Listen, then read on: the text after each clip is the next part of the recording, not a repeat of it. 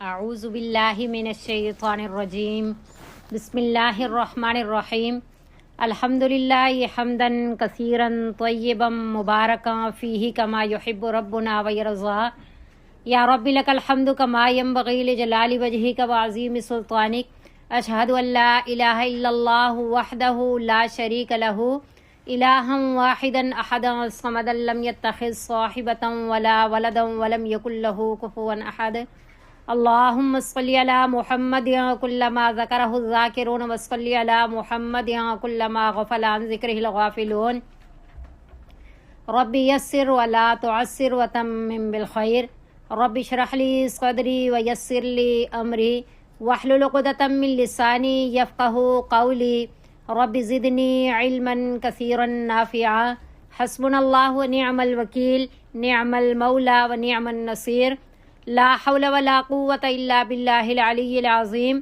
وما توفیقی الا باللہ علیہ توکلت والیہ انیب سبحانک لا علم لنا الا ما علمتنا انک انت العلیم الحکیم بسم اللہ الرحمن الرحیم۔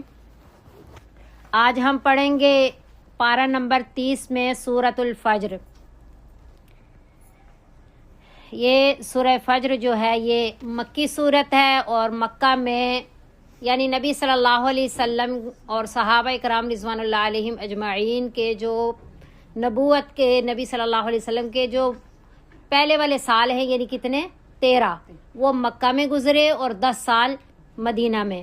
تو اس میں مکہ کے اندر جو ہے کفار تھے اور مشرکین مکہ تھے جو دشمن تھے، تو زیادہ تر مکی صورتوں میں جو کفار کو خطاب کیا گیا ہے وہ مکہ کے کفار ہیں، لیکن اسی کے ضمن میں ساری دنیا کے کفار ہیں، اور جو خطاب جن باتوں کے ذریعے جو اللہ تعالیٰ کی ناراضگی والے اعمال ہیں، جو عذاب کو دعوت دینے والے اعمال ہیں اور آخرت کی سزاؤں کو کھینچنے والے اعمال ہیں، وہ اگر مسلمانوں کے اندر موجود ہیں تو گویا کہ مسلمانوں سے بھی کہا جا رہا ہے۔ تو اس صورت کے اندر جو ہے ہم پڑھتے ہیں کہ اللہ رب العزت نے جو پچھلی قومیں ہیں ان کے عذابات کا بھی تذکرہ کیا اور آخرت کا قیامت کا نقشہ بھی کھینچا۔ تو اللہ رب العزت جب کسی کو متنبع فرماتے ہیں یعنی کہ ایک غفلت شعار بندہ غفلت بری زندگی گزار رہا ہے تو اس کو متوجہ کرنے کے لیے یا تو پچھلی قوموں کے قصے سنائے جاتے ہیں کہ دیکھو انہوں نے اللہ تعالیٰ کی نافرمانیاں کی، ان کے درمیان میں اللہ کے پیغمبر بھیجے گئے، انہیں اللہ کا پیغام پہنچایا گیا، انہیں آخرت سے ڈرایا گیا، انہوں نے نہ مانا تو اللہ رب العزت نے دنیا میں بھی پکڑ فرمائی اور آخرت کے دائمی عذاب کے وہ مستحق بنے۔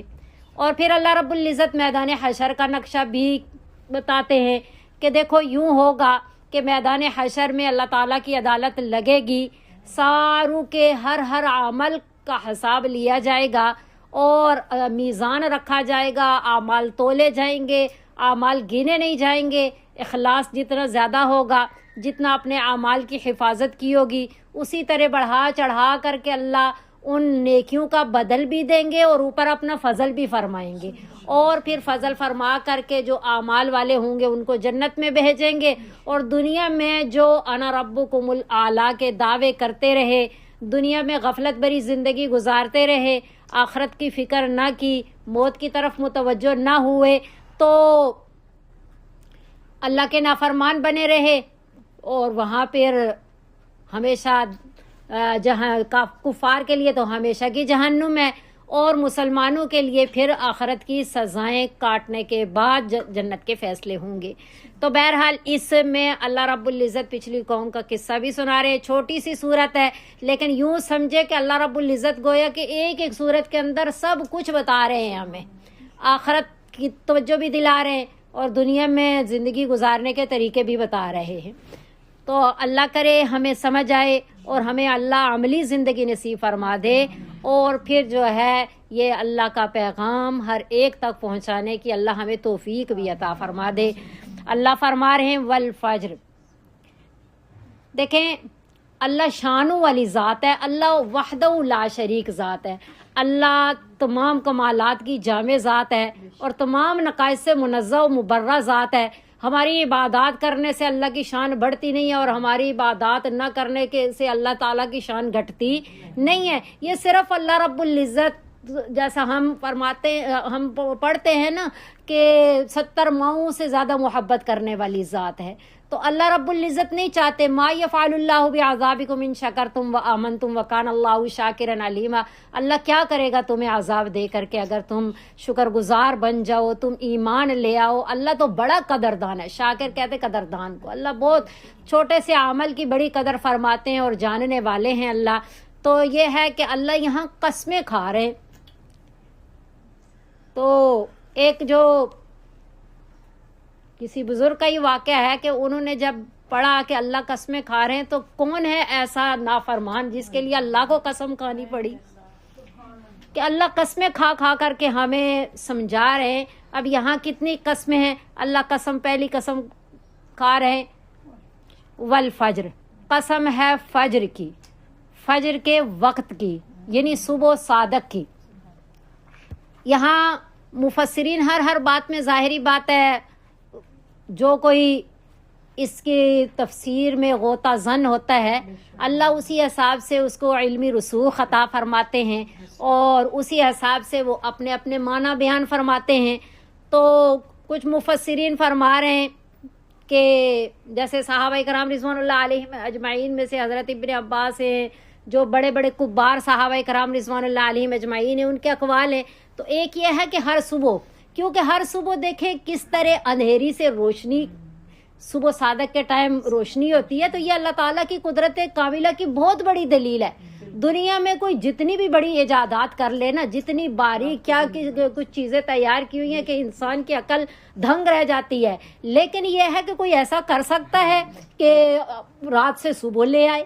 یہ اللہ تعالیٰ کی قدرت کی بہت بڑی دلیل ہے. اللہ فرماتے ھذا خلق اللہ، یہ تو میری تخلیق ہے جو میں نے پیدا کیا. فارونی ماذا خلق الذین من دونی، مجھے وہ تو دکھاؤ جو میرے علاوہ جن کو تم پوچھتے ہو، جو کچھ انہوں نے بنایا وہ مجھے بتاؤ، دکھاؤ.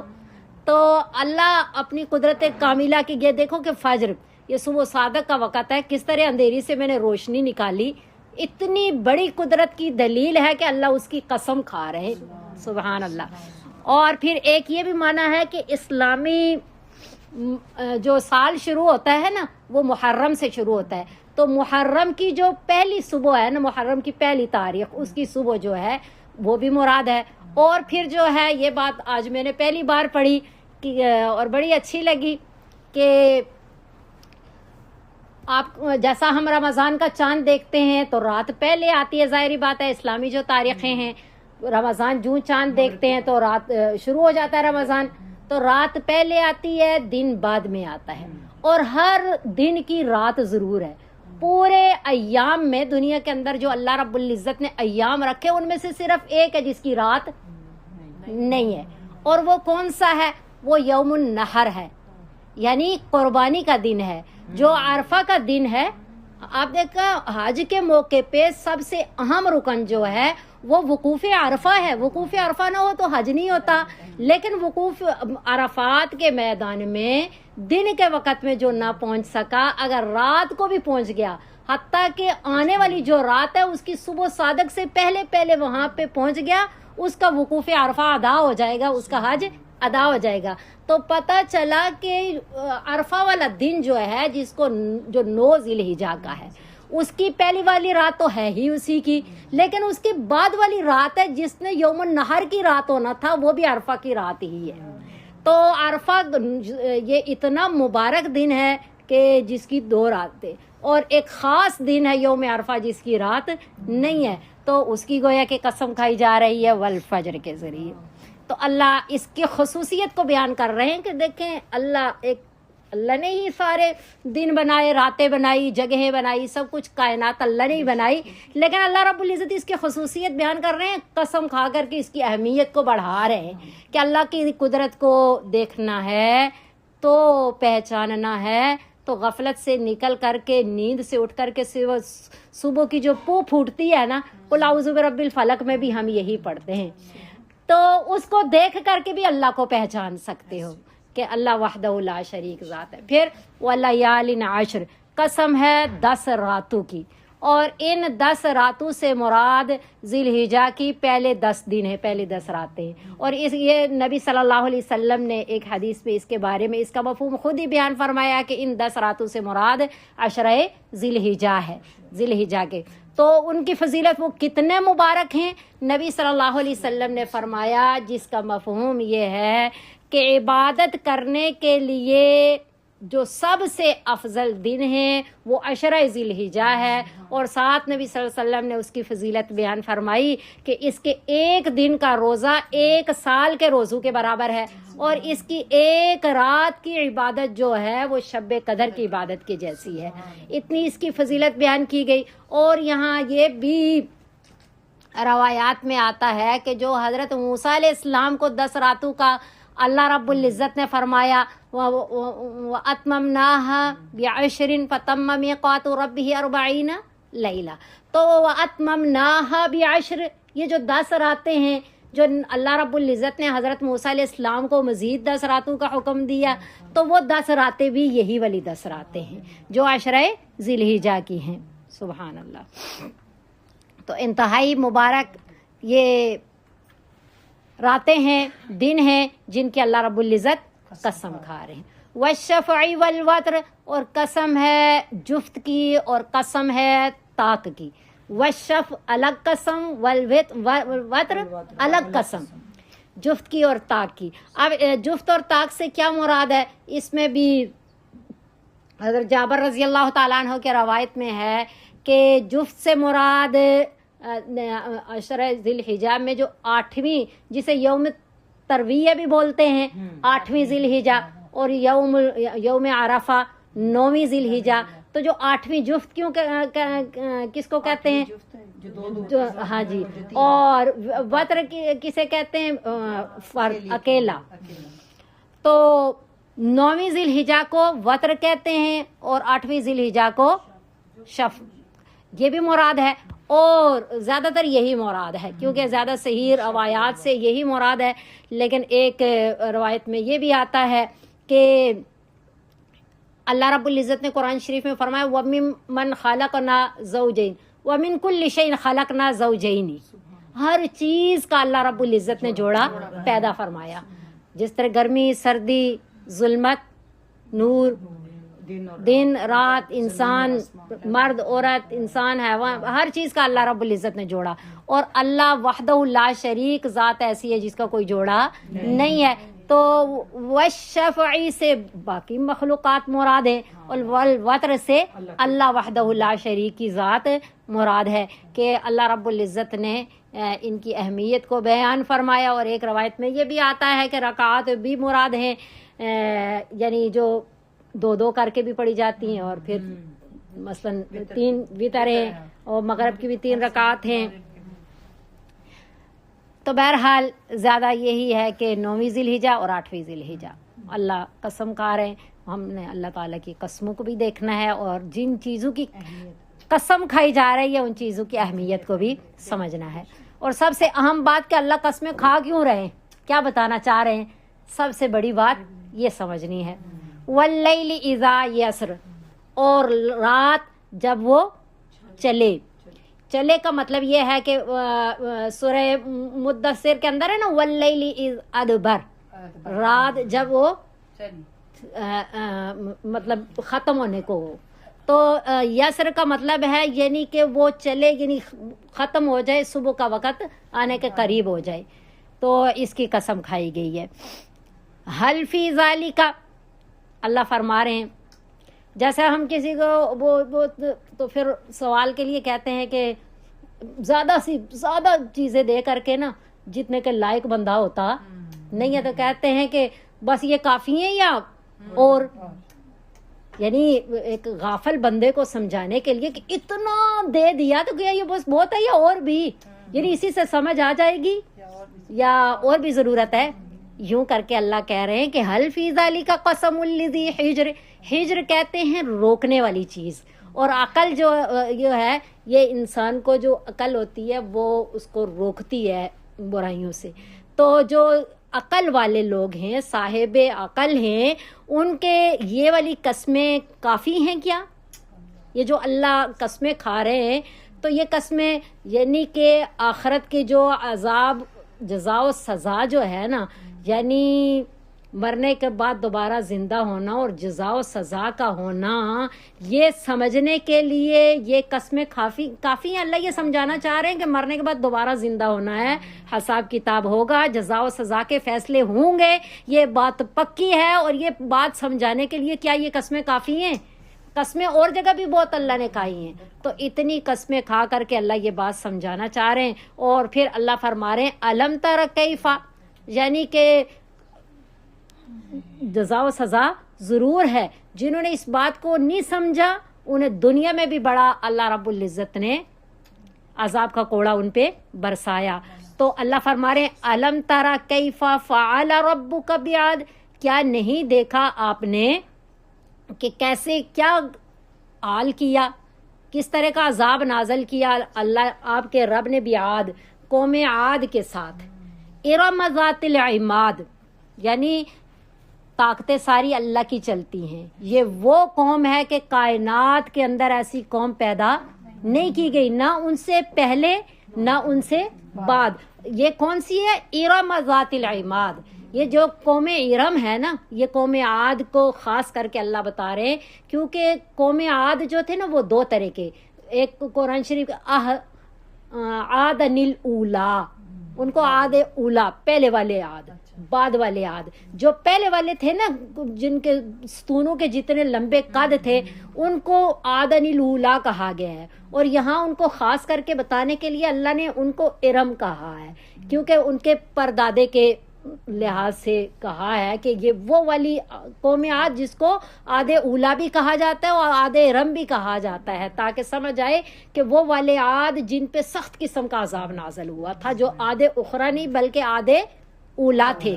وہ کون سے والے تھے؟ ذات العماد، جو لمبے لمبے ستونوں والے تھے، ستونوں والے کے اتنے لمبے ان کے قد تھے کہ قرآن شریف نے تو اس کو بیان نہیں کیا، احادیث مبارکہ میں اسرائیلی روایتوں میں بیان کیا گیا کہ ان کے قد 18 فٹ کے جتنے تھے، یعنی 6 گز لمبے، 12 ہاتھ لمبے ان کے قد تھے، اور ان کی قوت و طاقت بہت زیادہ تھی کہ اللہ فرما رہے اللتی، وہ ایسے تھے کہ لم یخلق مثلھا فی البلاد، نہیں پیدا کیا گیا ان کے جیسا دنیا کے شہروں کے اندر، ملکوں کے اندر، کسی ملک میں بھی کوئی بھی قوم ایسی نہیں پیدا کی گئی جو اتنے لمبے قد والی ہو، اتنے بڑے جسامت والی ہو اور اتنی قوت و طاقت والی ہو۔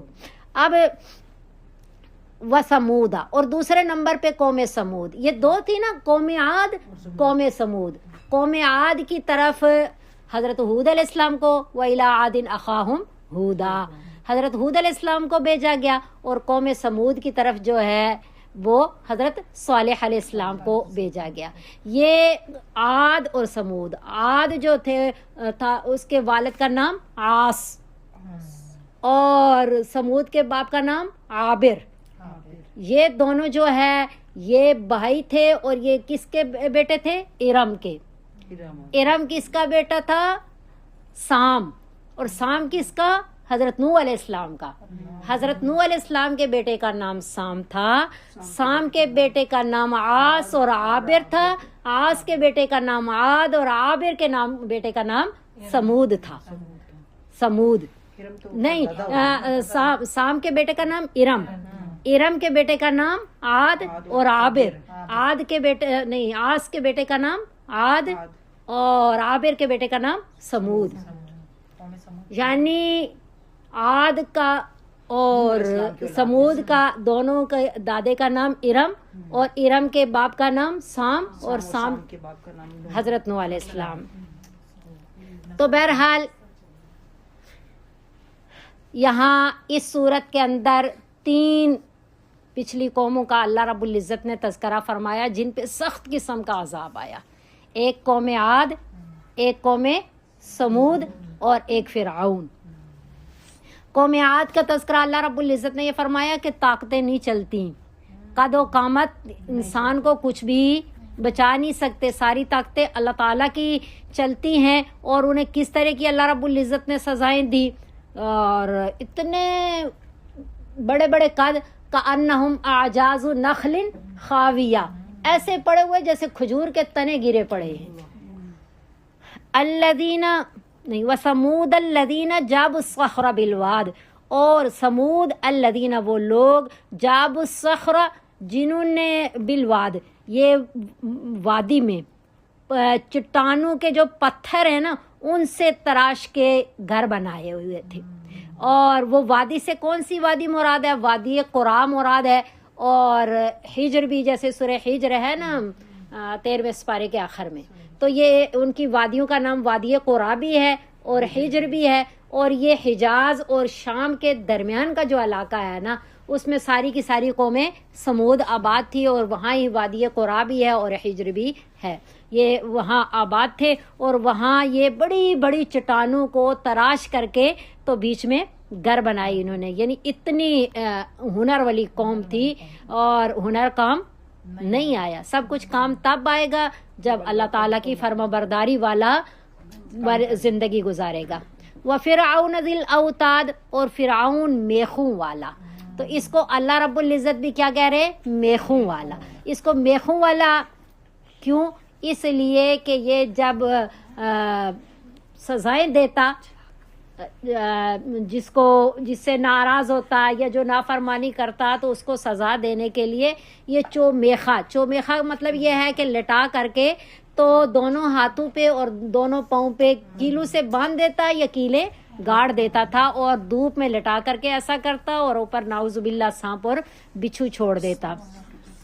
और बाज़ रवायात में आता है कि हज़रत बीबी आसिया जो है उन्होंने जब अल्लाह वहदहु ला शरीक को माना और इसकी उसका जो अना रब्बुकुमुल आला कहा करता था कि मैं सबसे बड़ा रब हूँ, तो इसकी इनकार किया, तो उनको भी ऐसी ही इसने सज़ा दी। अल्लाह अकबर कबीरा।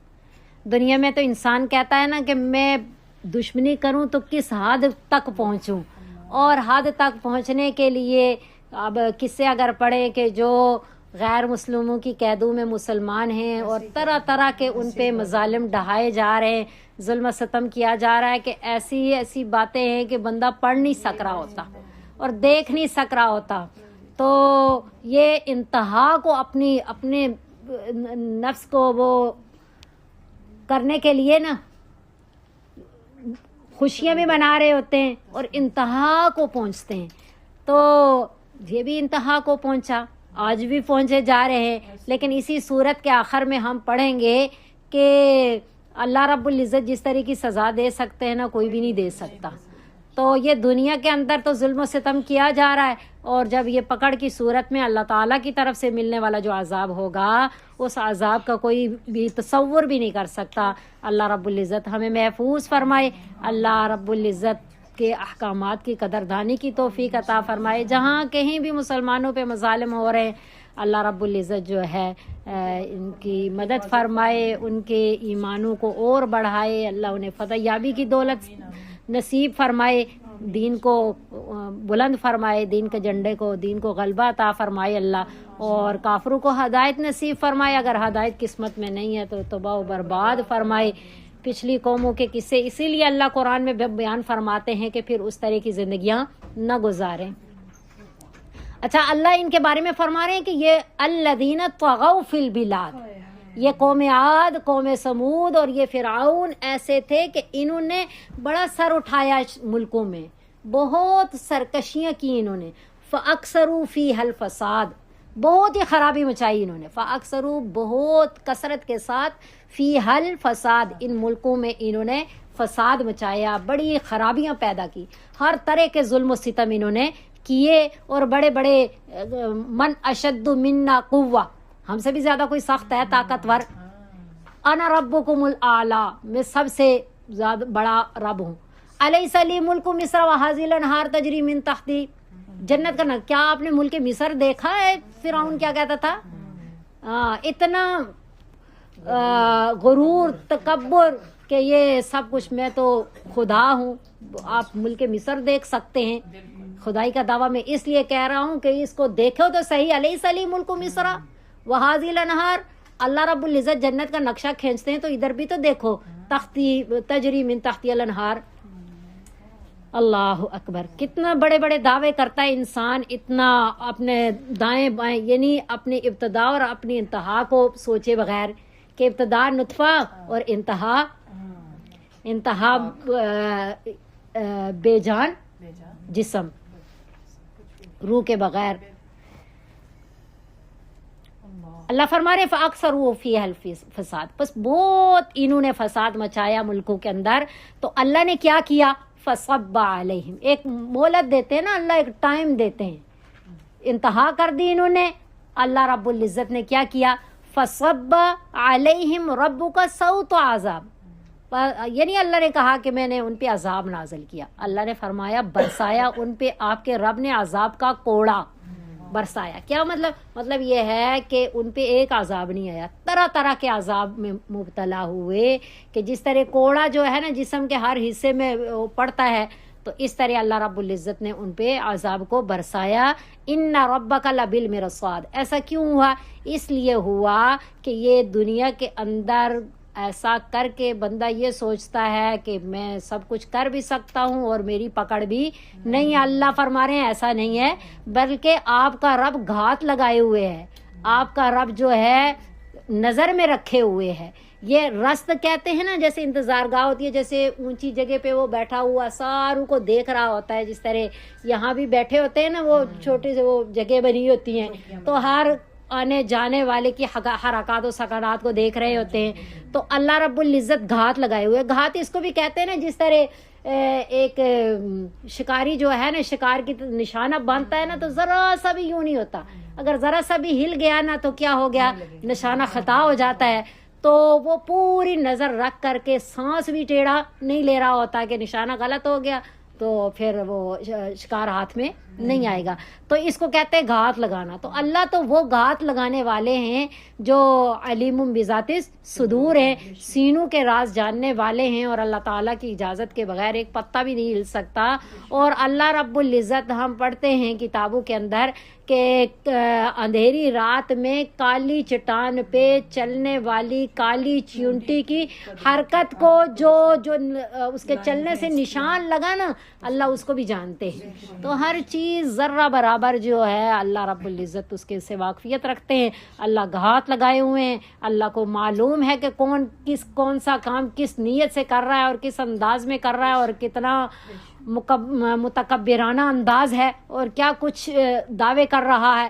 اللہ فرما رہے ہیں کہ پھر اس لیے ان پہ عذاب نازل ہوا. تو یہ کیوں پھر اللہ فرما رہے ہیں کہ یہ سارا کچھ اس لیے بیان کیا گیا ہے کہ تاکہ جو لوگ ہیں مکہ کے کفار یا بعد کے کفار یہ پڑھ کر کے سمجھ جائیں, اور جو کام انہوں نے کیے نافرمانی والے شرک والے وہ نہ کریں. لیکن انسان کیا کرتا ہے؟ اللہ فرما رہے ہیں کہ فَأَمَّا الْإِنسَانُ, بس بہرحال انسان, یعنی یہ کفار کے بارے میں بیان کیا گیا ہے, اور اگر کوئی مسلمان ایسے کر رہا ہے تو اس کو بھی متنبہ کیا جا رہا ہے کہ بہرحال انسان اذا مبتلاہ ربہ, جب آزماتا ہے اس کو اس کا رب, فَأَكْرَمَهُ وَنَعَمَهُ, بس اس کا اکرام اور انعام کرتا ہے, انعام و اکرام سے نوازتا ہے, اس کی عزت کرتا ہے اور اس کو نعمتیں عطا فرماتا ہے.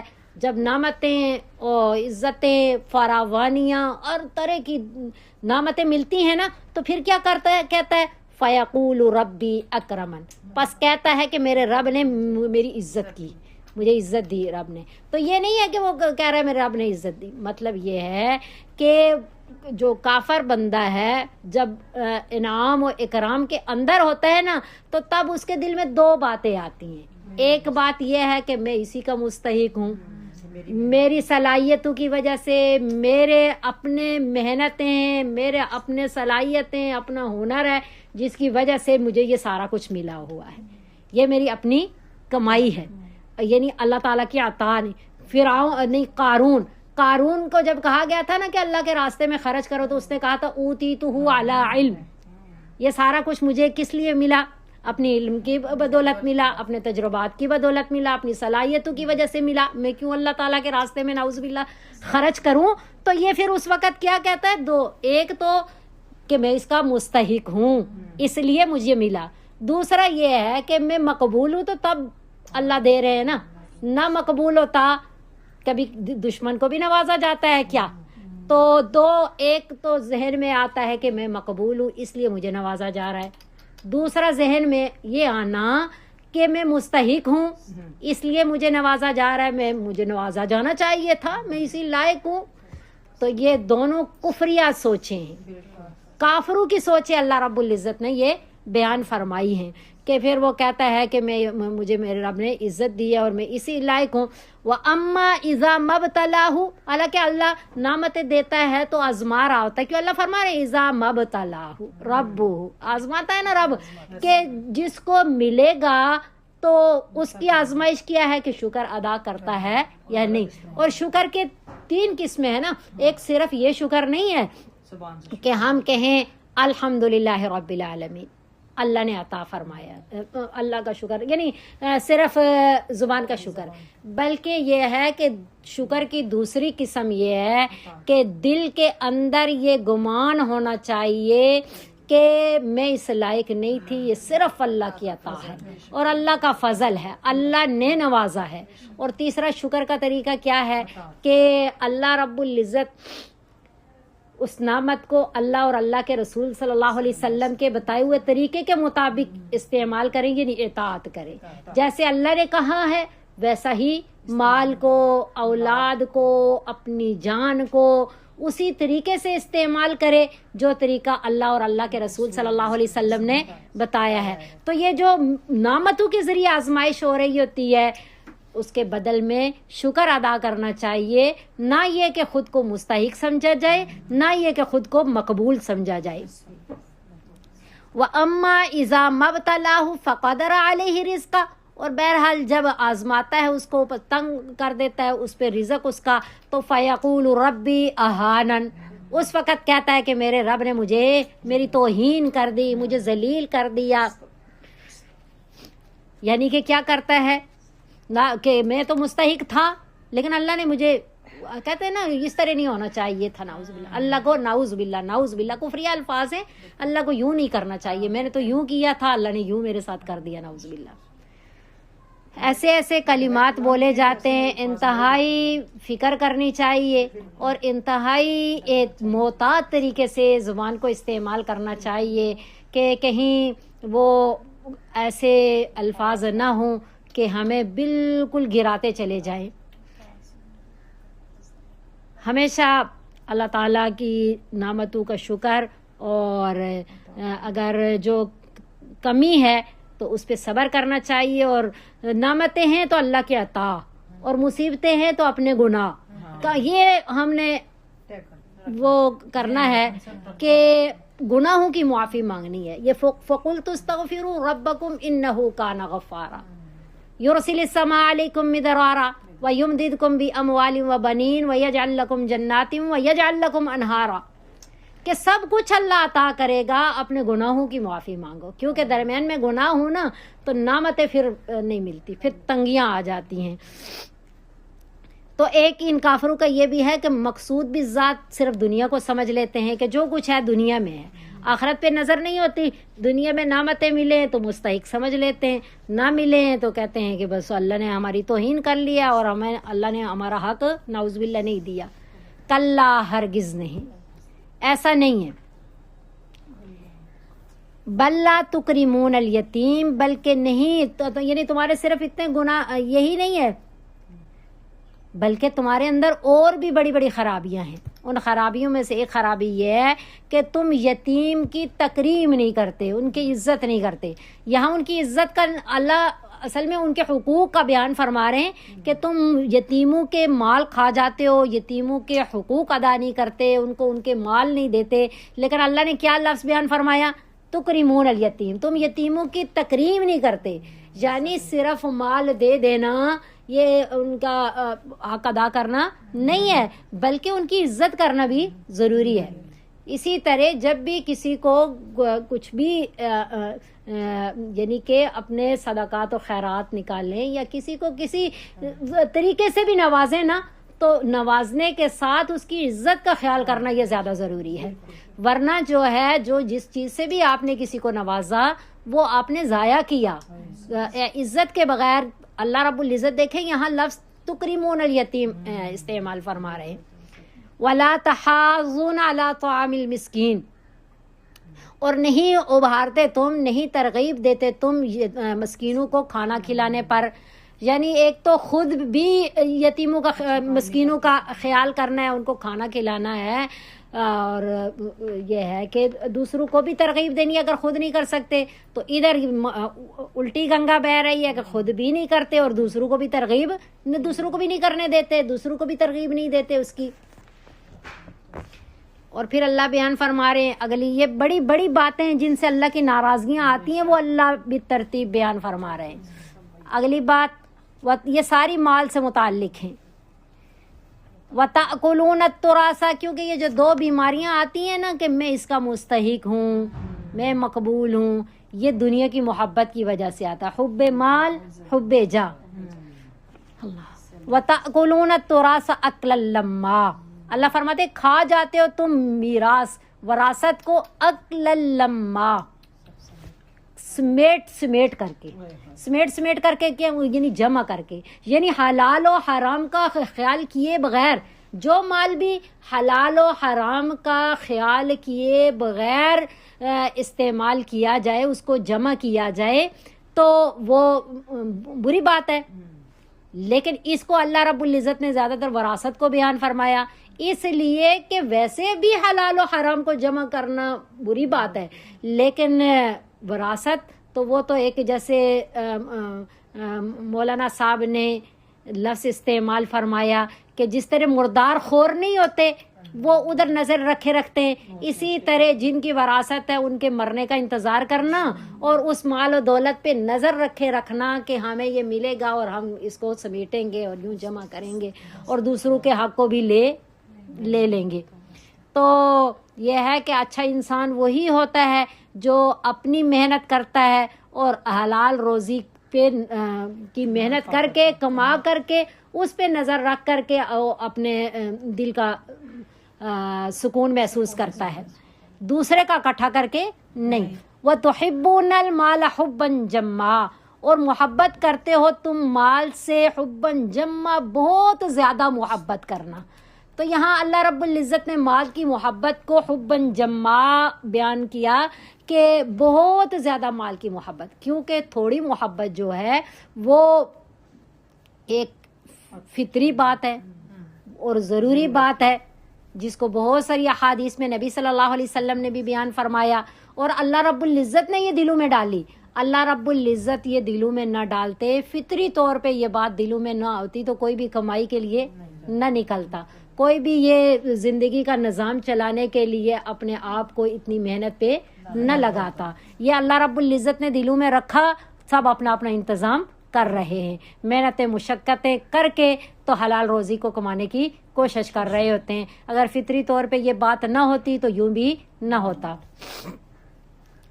کلا اذا دکت الارض دکن دکا، یہ بیان فرما کر کے آگے اللہ رب العزت قیامت کو بیان فرما رہے ہیں کہ ہرگز نہیں، یعنی قیامت آئے گی اور حساب کتاب ہوگا.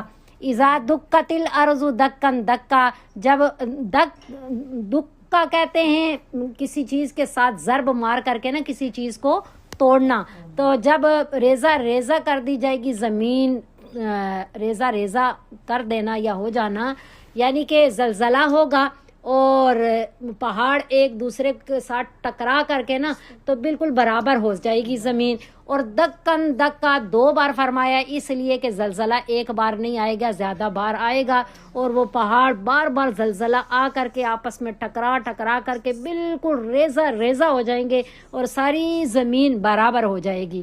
اتنے یہ اونچے پہاڑ درخت سب کچھ لا تری فیہا عوجا ولا امتا، ہاں کہ کوئی ٹیلا نہیں ہوگا، کوئی کچھ بھی نہیں ہوگا، بالکل ساری زمین جو ہے وہ برابر ہو جائے گی. اللہ رب العزت ہمیں آگے کا نقشہ بتا رہے ہیں تاکہ ہم متنبع ہو جائیں اور فکر میں لگ جائیں، اپنی موت کو یاد کریں اور آخرت کے لیے تیاری کریں اور ہر قدم اور ہر سانس اللہ ہمیں اپنی رضا والا نصیب فرما دے کہ ہم اعمال کر سکیں.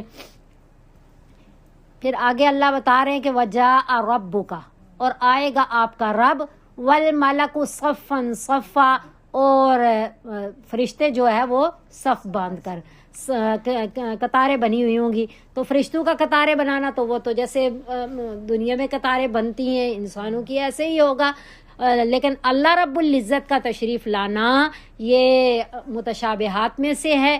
یہ اللہ رب العزت ہی اس کی کیفیت کو جانتے ہیں. اللہ نے فرمایا اور اللہ نے حق فرمایا، اور اللہ ہی کو معلوم ہے کہ اللہ کیسے آئیں گے، اللہ رب العزت کی تجلی کیسے ہوگی، یہ اللہ ہی کو معلوم ہے. وَجِیءَ یَوْمَئِذٍ بِجَہنم،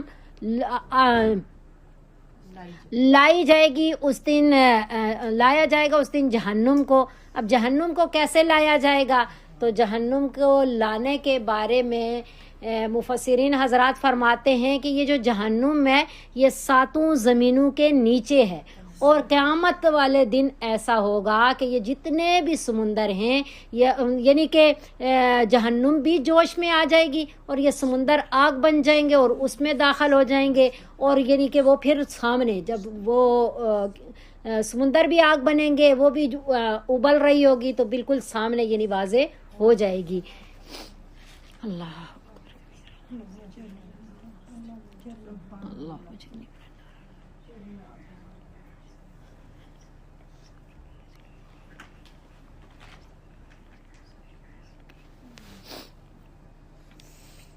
اللہ، یہ جملہ جو ہے ہمیشہ ہمیں بار بار پڑھنا چاہیے. یہ اگلا کہ یومئذ یتذکر الانسان، اس دن سمجھ جائے گا انسان، یعنی کافر سمجھ جائے گا. الانسان ہے نا کافروں کا، یہ اللہ تذکرہ فرما رہے ہیں. اور اللہ ہمیں بھی متوجہ فرما دے کہ ہم بھی وہ اعمال والی زندگی نہیں گزار رہے. اس دن سمجھ جائے گا انسان، اور پھر کیا اللہ فرما رہے وَأَنَّىٰ لَهُ الذِّكْرَىٰ، کیوں کر ہوگا اس کے لیے، یعنی کہاں موقع ہوگا اس کے سمجھنے کا. وہ موقع تو نہیں ہے نا اب، کیونکہ وہ دار الجزا ہے. دار العمل میں سمجھتے تو اس کا کوئی فائدہ اٹھا لیتے، وہاں سمجھنے سے کوئی فائدہ اب نہیں ہے. اللہ یقول یا لیتنی، اس وقت دیکھے گا کہ اب تو کچھ نہیں ہو سکتا، تو کہے گا اے کاش قدمت لی حیاتی، میں بیچ لیتا اپنی زندگی کے لیے، یعنی آگے کچھ بیچ لیتا تو آج مجھے بھی اس کا بدل مل جاتا، فائدہ ہو جاتا. یومئذ، پس اس دن لا يعذب عذابہ احد، نہیں عذاب دے گا، یعنی کوئی ایسا نہیں نکلے گا وہاں جو عذاب دے، یعنی جس نے دنیا میں کوئی عذاب دیا ہو، عذابہ احد، کوئی ایک اس کے جیسا عذاب. یعنی جس طرح اللہ رب العزت عذاب دیں گے، دنیا کے اندر کسی نے کتنا بڑا عذاب دیا ہو کسی پہ، کتنا بڑا ظلم کیا ہو، لیکن اللہ کے جیسا عذاب نہیں دے سکتا. وَلَا يُوثِقُ وَثَاقَهُ أَحَدٌ، اور نہیں قید کر سکتا، کیا ترجمہ ہے؟ وَثَاقَهُ أَحَدٌ، اس کے جیسا قید کرنا. یہ تو کفار کے لیے. آگے ایمان والوں کے لیے کیا ہے؟ یا ایتھا النفس المطمئنہ، اے اطمینان والی روح. یہ روح کا شرف کی وجہ سے تذکرہ فرمایا اللہ رب العزت نے کہ ایک بدن ہے اور ایک روح ہے، ان دونوں میں جو زیادہ شرف والی ہے وہ روح ہے. تو اللہ فرماتے ہیں یا ایتھا النفس المطمئنہ. مطمئنہ کیا، کون سی والی؟ ہم پڑھتے ہیں نا الا بذکر اللہ تطمئن القلوب. تو یہ اطمینان، یہ چین جو ہے، یہ سکون، دل کا جو سکون ہوتا ہے نا، اطمینان ہوتا ہے، یہ چین جو ملتا ہے، یہ کس سے ہوتا ہے؟ اللہ تعالیٰ کے ذکر سے. اور ذکر میں کیا ہے؟ اللہ تعالیٰ کی اطاعت بھی ہے اور تسبیحات بھی ہیں، کہ اللہ رب العزت کا جیسا اللہ چاہتے تھے ویسی ہی زندگی گزاری، مجاہدے کر کے، ریاضات کر کے، اپنے اخلاق رذیلہ ختم کر کے، اور اپنی طبیعت کو شریعت کے مطابق بنا لیا. تو جو طبیعت شریعت کے مطابق بن جاتی ہے، محنتیں مجاہدے کر کے، نفس پہ پاؤں رکھ کر کے، تو اپنے جو ہے وہ عملی زندگی گزاری جاتی ہے، وہ نفس مطمئنہ بن جاتی ہے. تو اس کو اللہ فرمائیں گے ارجعی، لوٹ جاؤ. لوٹ جانے کا کیا مطلب ہے؟ یعنی پہلے کسی جگہ میں تھی تو دوبارہ کہا جا رہا ہے نا ادھر جاؤ. تو پتا چلا ارجعی یہ بات کہہ رہی ہے کہ اللہ فرما رہے ہیں کہ جیسے ہم یہاں کوئی ہو اور کہیں باہر ہو تو کہا واپس لوٹ جاؤ ادھر ہی, اندر چلے جاؤ. ہم کہتے ہیں نا اندر چلے جاؤ, آپ بات ہو جائے. تو اللہ فرما رہے ہیں واپس یعنی لوٹ جاؤ. مطلب یہ ہے کہ جو روحیں ہیں وہ اپنے اعمال ناموں کے ساتھ جو ہے جو پاک روحیں ہیں یعنی کہ جو جنتی ہیں وہ اپنے اعمال ناموں کے ساتھ علیین میں ہوتی ہیں. اور پہلے بھی ساری روحیں علیین میں, جس کو جو پیدا ہو رہا ہوتا ہے وہاں سے روح بھیجی جاتی ہے اور اس میں ڈالی جاتی ہے. تو واپس لوٹ جاؤ یعنی پہلے بھی ادھر تھیں اور ابھی انہوں نے اپنا ہی مستقر اختیار کر لیا کہ اعمال والی زندگی گزار کے ادھر وہاں پہنچ گئی. اور وہ جو علیین ہے یہ ساتوں آسمانوں کے اوپر ہے اور عرش کے سائے کے نیچے ہے. اللہ اکبر کبیرہ.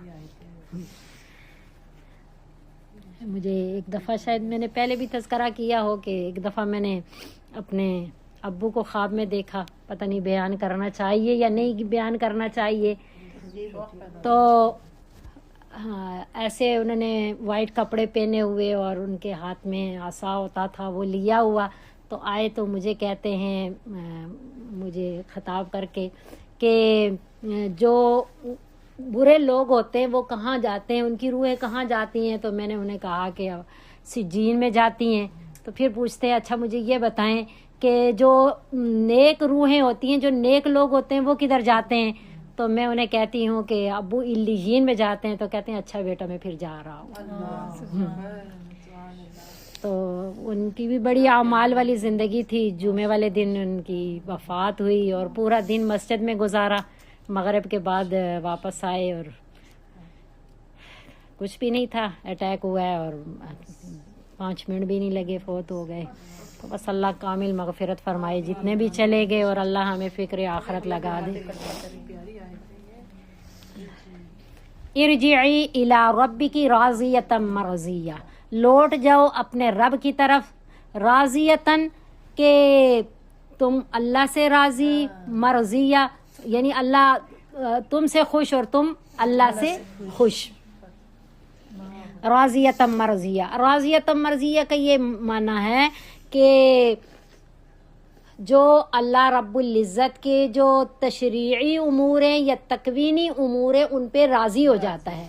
جب وہ راضی ہو جاتا ہے, رضا بالقضاء جسے کہتے ہیں, تو اللہ بھی اس سے راضی ہوتا ہے. ظاہری بات ہے جس سے اللہ راضی نہ ہو اسے رضا بالقضاء کی توفیق نہیں دیتے. اپنی بنائی ہوئی تقدیر پہ اور اعمال شرعیہ پہ اس کو راضی, وہ راضی تبھی ہوتا ہے جب اللہ راضی ہوتے ہیں. فادخلی فی عبادی, پس داخل ہو جاؤ میرے بندوں میں. تو یہاں پتہ چلا کہ اللہ رب العزت فرما رہے ہیں کہ میرے بندوں میں داخل ہو جاؤ, پھر داخل ہو جاؤ میری جنت میں. تو بندوں میں بھی اللہ فرما رہے ہیں کہ میرے بندے, اور جنت کے بارے میں بھی فرما رہے ہیں اللہ کہ میری جنت میں داخل ہو جاؤ. میرے بندے سے مراد یہ ہے کہ جو اللہ رب العزت کے اولیاء ہیں, جو اللہ تعالیٰ کے دوست ہیں. دنیا کے اندر یہ اس بات کی علامت ہے کہ جو بندہ اولیاء کی صحبت اختیار کر لیتا ہے وہ ضرور ان کی معیت میں جنت میں داخل ہوگا انشاءاللہ. تو اس لیے اولیاء اللہ کی صحبت اختیار کرنا, ان سے دعائیں لینا, ان کی مجالس کو اختیار کرنا, ان کی بتائی ہوئی نصیحتوں پہ عمل کرنا, یہ بہت بڑی نعمت ہے. یہ اس سے پیغمبر جو ہیں وہ بھی مستغنا نہیں ہیں, ان کی بھی دعائیں قرآن میں آتی ہیں. حضرت سلیمان علیہ السلام کی دعا ہے, حضرت سلیمان علیہ السلام کی نا, ربی اوزعنی, سورہ نمل میں, ربی اوزعنی ان اشکر نعمتک التی انعمت علی وعلی والدی وان اعمل صالحا ترضاہ وادخلنی برحمتک فی عبادک الصالحین.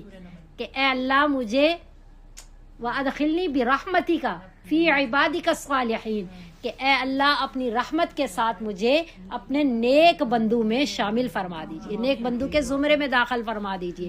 اسی طرح حضرت یوسف علیہ السلام کی دعا ملتی ہے, اللہم فاطر السماوات والارض آنت ولی فی الدنیا والآخرہ توفنی مسلما والحقنی بالصالحین، کہ مجھے توفنی مسلما، کہ مجھے وفات دیجئے ایمان کی حالت میں، والحقنی بالصالحین، اور داخل کر دیجئے، ملا دیجئے مجھے نیک لوگوں کے ساتھ۔ سبحان اللہ، تو یہ بہت ضروری ہے نیک لوگوں کی صحبت کو اختیار کرنا۔ وادخلی جنتی، اور داخل کر دیجئے مجھے، نہیں کیا ہو گیا، داخل ہو جاؤ میری جنت میں۔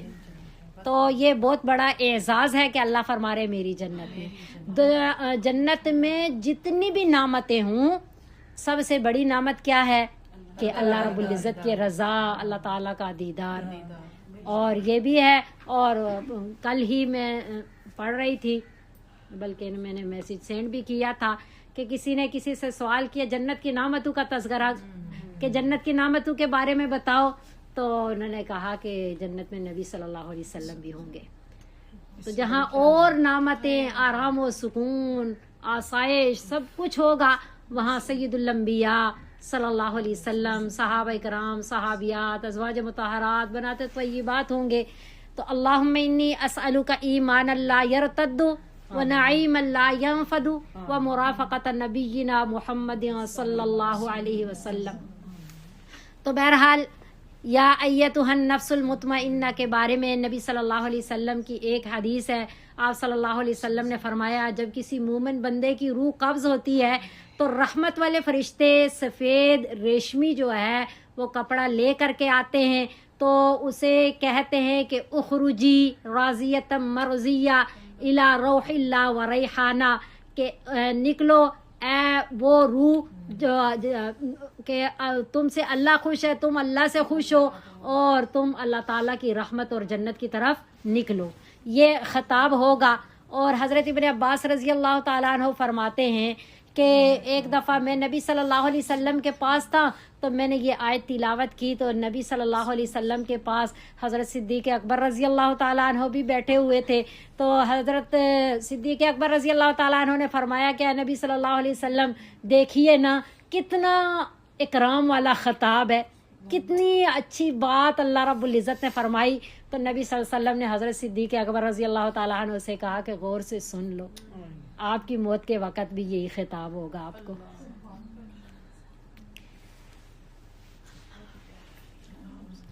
حضرت ابن عباس رضی اللہ تعالیٰ عنہ کی جب وفات ہوئی، طائف میں ہی ان کی وفات ہوئی، تو وہاں پہ جب ان کی نعش رکھی گئی تو ایک پرندہ جسے پہلے کبھی نہیں دیکھا گیا وہ اس میں داخل ہو گیا، اور پھر جب ان کی قبر میں ان کی نعش کو رکھا گیا تو کنارے سے یا ایتھا النفس المطمئنہ ارجعی الی ربک راضیۃ مرضیہ فادخلی فی عبادی وادخلی جنتی کی آوازیں آئیں۔ سب نے آگے پیچھے دیکھا کہ کس نے پڑھا، کہاں سے آواز آئی، تو کسی کو نہیں پتا چلا۔ تو بہت سارے ایسے واقعات ہیں، اللہ رب العزت ہمیں بھی ان میں شامل فرما دے، اور ہم اللہ کا قرآن پڑھنے پڑھانے کے لیے اکٹھے ہوئے۔ اللہ اپنی رحمت خاصہ کے صدقے یہ جو آیت پڑھ رہے ہیں اس کا خطاب ہمارے لیے بھی ہو۔ اللہ ہمیں ویسے اعمال کی توفیق نصیب فرما دیجیے دے، اور جتنی اللہ تعالیٰ کی ناراضگی والے اعمال ہیں اللہ ہماری حفاظت فرمائے۔ حضرت عائشہ رضی اللہ تعالیٰ، نبی صلی اللہ علیہ وسلم کی ایک حدیث ہے، من احب لقاء اللہ احب اللہ لقاءہ ومن کرہ لقاءہ کرہ اللہ لقاءہ، کہ جو اللہ تعالیٰ سے اللہ تعالیٰ کی ملاقات سے محبت رکھتا ہے، چاہتا ہے، اللہ بھی اس کی محبت کو چاہتے ہیں، محبت رکھتے ہیں، اور جو اللہ تعالیٰ کی ملاقات کو ناپسند سمجھتا ہے اللہ بھی اس سے ملنے کو ناپسند سمجھتے ہیں۔ تو حضرت عائشہ رضی اللہ تعالیٰ عنہ نے جب یہ بات سنی تو نبی صلی اللہ علیہ وسلم سے سوال کیا کہ اے نبی صلی اللہ علیہ وسلم، ہمیں تو موت سے ڈر لگتا ہے، ہم سب ناپسند سمجھتے ہیں، ہم کس طرح، یعنی کہ دل میں خوف ہوتا ہے، مرنے سے ڈر لگتا ہے اور ہم اس کو ناپسند سمجھ رہے ہوتے ہیں، تو ہمارا کیا ہوگا؟ تو نبی صلی اللہ علیہ وسلم نے فرمایا کہ ایسا نہیں ہے، بلکہ یہ تو اس وقت کے لیے ہے کہ جب بندے کی روح قبض کرنے فرشتے آتے ہیں، اس وقت جو ہے اس کو اگر جنتی ہے تو اس کو خوشخبری سناتے ہیں، اور اگر جہنمی ہے تو اس کو وہ جو ہے دوسرے فرشتے آتے ہیں عذابات والے. تو اس وقت جو ہے وہ جب دیکھتا ہے، جب جنتی آتے ہیں رحمت والے فرشتے تو اس کو خوشخبری دے رہے ہوتے ہیں کہ روح کو خطاب کر رہے ہوتے ہیں کہ نکلو. جیسے میں نے ابھی آپ کو بتایا کہ اخرجی راضیتم مرضیہ الی روح اللہ و ریحانہ، کہ اے راضیتم مرضیہ روح، یعنی تم اللہ سے راضی ہو، اللہ تم سے راضی ہیں، نکلو اللہ تعالیٰ کی رحمت کی طرف، اللہ تعالیٰ کی جنت کی طرف. یہ خطاب ہوتا ہے. تو اس وقت وہ بہت خوشی سے نکلتی ہے اور اللہ تعالیٰ سے ملاقات کی مشتاق ہوتی ہے کہ کب مجھے میری اللہ تعالیٰ سے ملاقات ہو. تو یہ اس وقت کی بات ہے. یہ محبت و کراہت یہ جب روح قبض ہو رہی ہوتی ہے، آخرت کا مشاہدہ ہو جاتا ہے، تو اس وقت جو اللہ تعالیٰ کی ملاقات کو پسند کرتا ہے اللہ بھی اس کی ملاقات کو پسند فرماتے ہیں، جو اللہ تعالیٰ کی ملاقات کو ناپسند سمجھتا ہے اللہ بھی اس کی ملاقات کو ناپسند سمجھتے ہیں. اللہ رب العزت ہمیں اعمال والی زندگی نصیب فرمائے، آخری سانس تک قرآن کا، دین والوں کا اللہ ہمیں جوڑ نصیب فرما دے. ساری زندگی دین کی خدمت کرنے کی اللہ توفیق عطا فرمائے اور اپنی رضا والی زندگی نصیب فرمائے. وآخر دعوانا ان الحمد للہ رب العالمین.